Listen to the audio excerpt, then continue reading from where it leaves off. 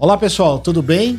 Vocês estão acompanhando toda essa mudança sobre a tributação de dividendos? Está gerando uma grande polêmica. Por quê? Como é que nós vamos ter os números do balanço sendo que temos que encerrar em 31 de dezembro? Não dá, né?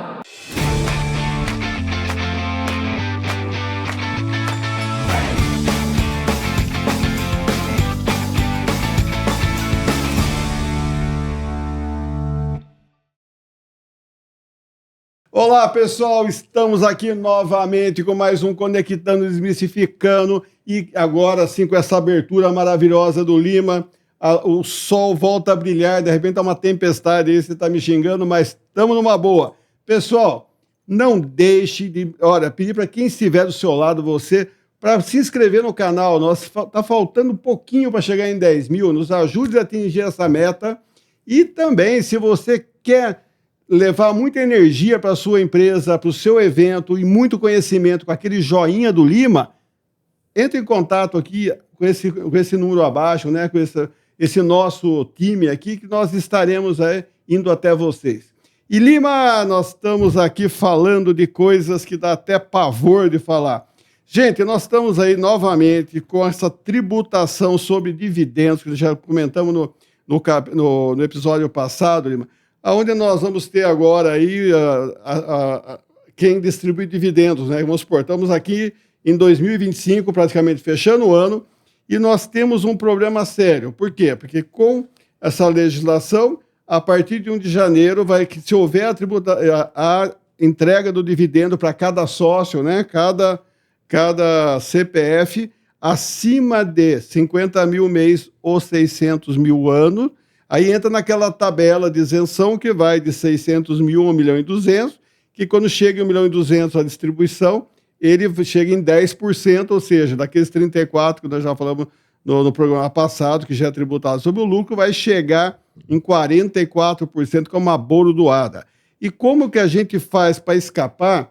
Porque nós vamos falar um pouco aí, você vai dar para nós aquela sua sabedoria milenar, onde você diz assim: olha, nós vamos falar um pouco sobre uma ata que você apura o lucro, né, desse ano, e aí você faz uma ata e vamos distribuir esse lucro aí do jeito que você vai explicar. Mas a polêmica que está se gerando agora, que está sendo até discutido até pelos órgãos de classe aí que estão discutindo com a Receita Federal, porque vai contra, né, o Código Civil brasileiro, porque o Código Civil ele determina que a Assembleia que deve aprovar, né, as contas para fazer a distribuição de lucro, o balanço, né, para fazer a distribuição, vai até abril do ano que vem. E o fechamento é 31 de dezembro. Como que eu vou ter um balanço? Como é que eu vou fazer uma ata dizendo que eu vou distribuir uma coisa que eu não apurei ainda? E se eu fizer da forma que a lei determina, já rodou o ano, não dá mais para fazer, você caiu na tributação. Lima, nos ajude com a sua sabedoria, porque isso daqui está parecendo duelo mexicano, mas vamos lá. Na verdade, é um duelo brasileiro mesmo de duas legislações que se conflitam, né? Faca, né? Nós temos o Código Civil, como você disse, que determina, e isso vem desde 2001, né? E ali ficou claro que as empresas deliberem e distribuam seus dividendos até 30 de abril do exercício do ano seguinte, sobre o exercício anterior. Deliberar, né? Deliberar, porque assim, lembrando que nós, profissionais da contabilidade, apuramos o balanço com os meses vencidos. Ou seja, você vai ter o balanço encerrado de 31 de dezembro do ano de 2025, provavelmente em janeiro de 26. Então ele criou uma obrigação impossível, né? E aí, criando uma obrigação impossível essa de ser polêmica, exatamente, essa polêmica, como é que você vai ter o resultado, porque a lei nova, né, dos dividendos determina que as empresas deliberem em ata, né, a distribuição dos dividendos até 31 de dezembro de 2025. Então, assim, até 10 sócios, né, nós temos reunião. Acima de 10 temos assembleia. O que muda, não muda nada. Tem que fazer uma ata.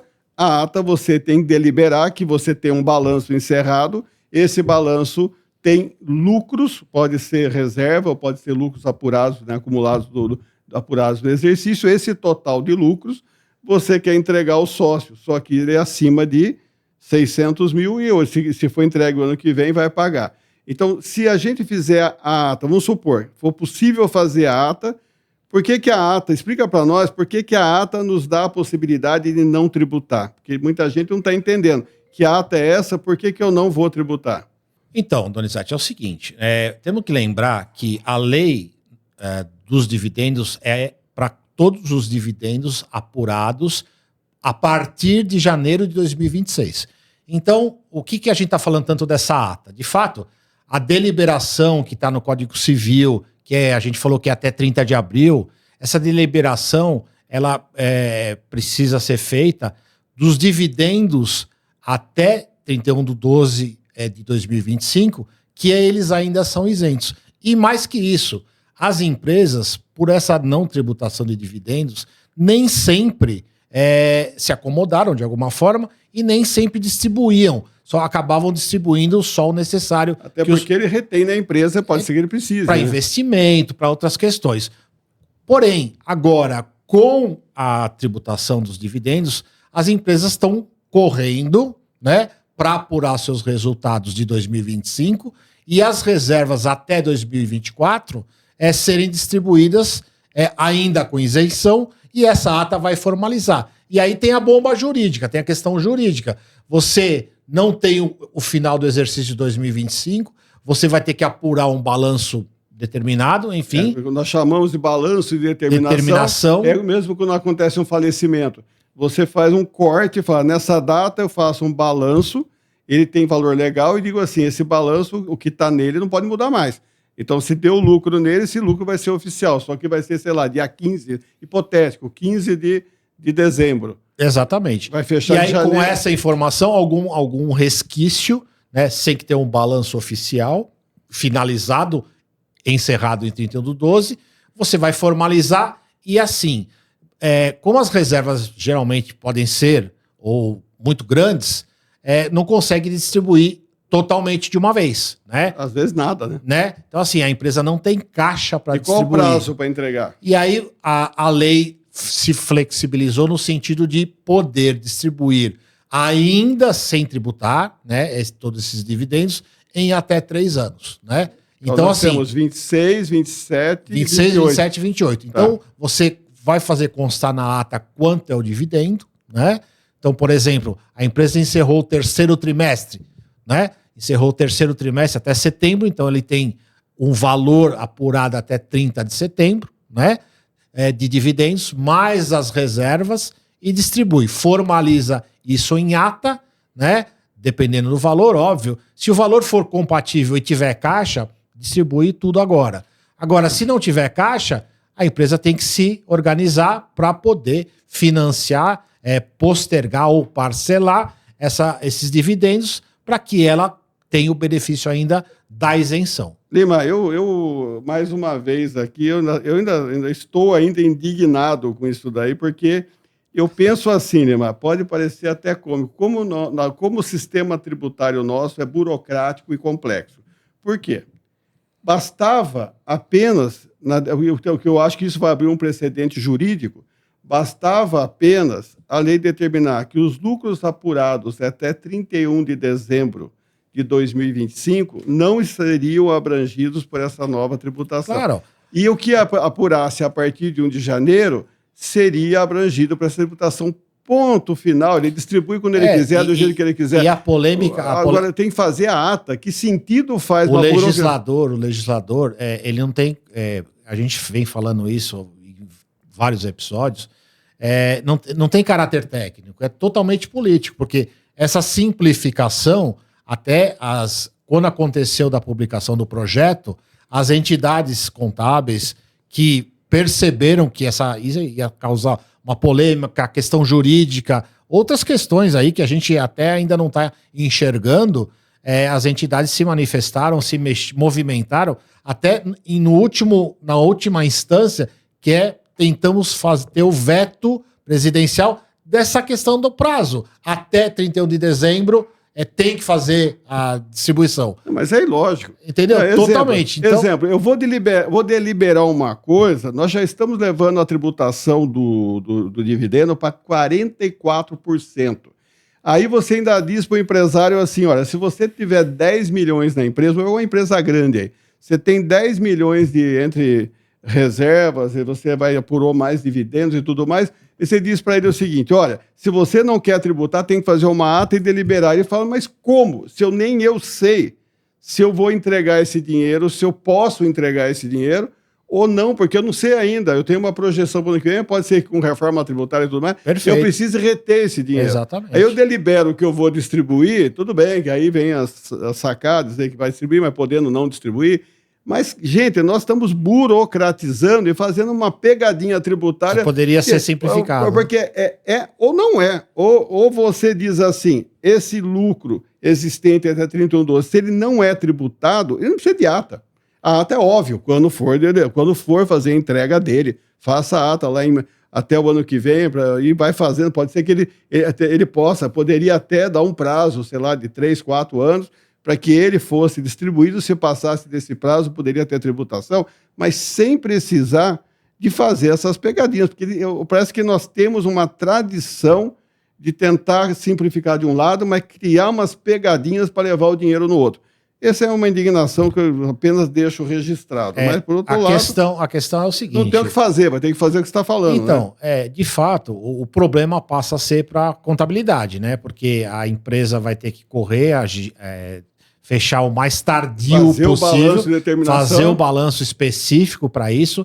E mais que isso, vamos lembrar de uma coisa, dezembro para as empresas, a grande maioria entra em férias coletiva, então vamos limitar aí, nós só temos até 19 de dezembro. As juntas comerciais vão fechar. Eu tenho que registrar. Porque tem que registrar.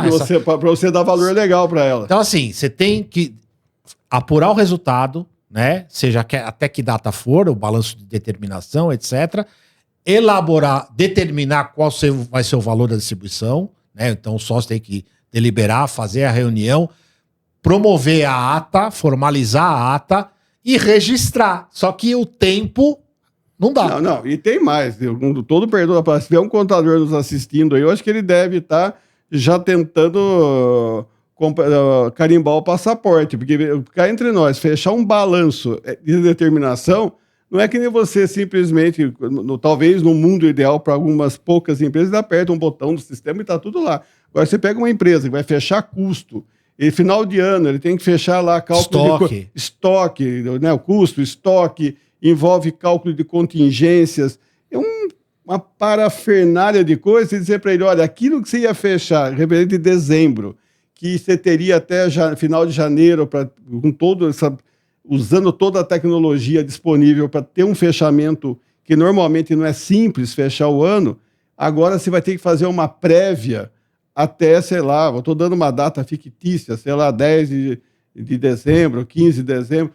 Gente, é o que eles chamaram do imposto impossível, ou seja, é ilógico, Lima, que fique registrado que isso é ilógico e não faz sentido mais. Faça a ata que o Lima está dizendo, registre ela, faça o balanço de determinação e vamos lá. E assim, a gente percebe, a polêmica está geral, as dúvidas são muito grandes, porque nós, profissionais da contabilidade, empresários contábeis, cada cliente tem um questionamento, cada cliente tem uma dúvida, isso está dificultando demais, e com o tempo muito exíguo. Então, assim, não é possível, né?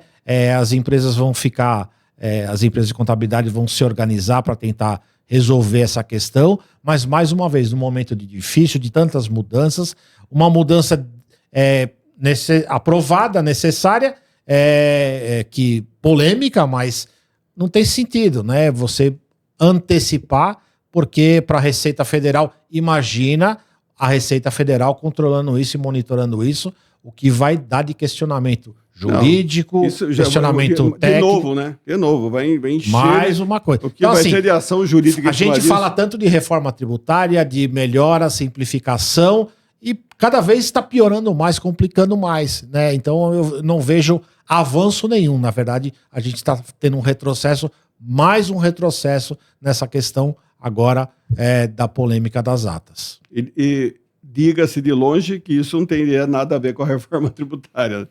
Vamos lá. É mais um movimento, né, que justificado, mas que acontece ao mesmo tempo.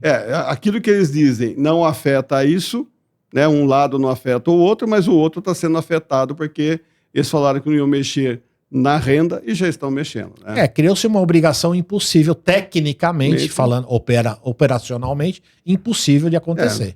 Vamos torcer que essa mobilização que está tendo pelos órgãos de classe, que essa mobilização... que venha uma instrução normativa, por exemplo, que corrija uma instrução normativa que corrija ou organize ou determine algumas questões para ajustar e para dar tranquilidade para as empresas, porque você tem um balanço encerrado sem encerrar... O contador que é corresponsável com o patrimônio pessoal dele para o balanço que ele assina, a única profissão no Brasil que tem a corresponsabilidade é o profissional de contabilidade. Então ele assinou o balanço, ele com os bens dele acabou respondendo para aquele número que ele pôs lá. Aí, de repente...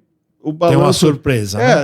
É muito comum, porque não depende dele, depende da empresa, depende de todos os elementos que ele pode não ter recebido, mesmo com uma carta de conforto. Então, gente, é isso daí. Lima, não dá, nós vamos debater esse tema aqui, ele vai longe, mas o importante é dar esse alerta, que todos se mexam, torcer que, embora, né, eu acho que o estrago já está feito, porque o tributo já está aí, né? Nós estamos discutindo, não é o tributo, sim evitar que eles façam essa atrocidade que está acontecendo, mas já está acontecendo além do tributo. Lima, vamos ao fechamento e vamos ter fé em Deus que o Papai Noel venha com alegria, paz e amor para todo mundo.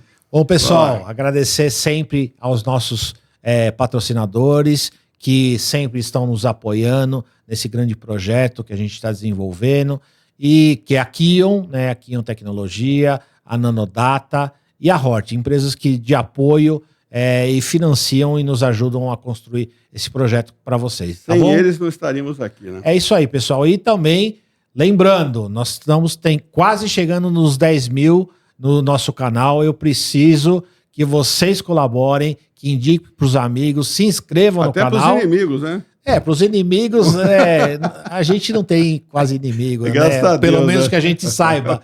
Mas, pessoal, contribua aí, deixe seu like, mande suas sugestões, suas ideias aí para que a gente construa um programa que é feito para vocês. Então, até o próximo episódio. E, Lima, o joinha, porque sem um joinha amanhã o sol não nasce, Lima. Joinha, e é isso aí. Nos vemos nos próximos episódios. Valeu? Tchau, pessoal.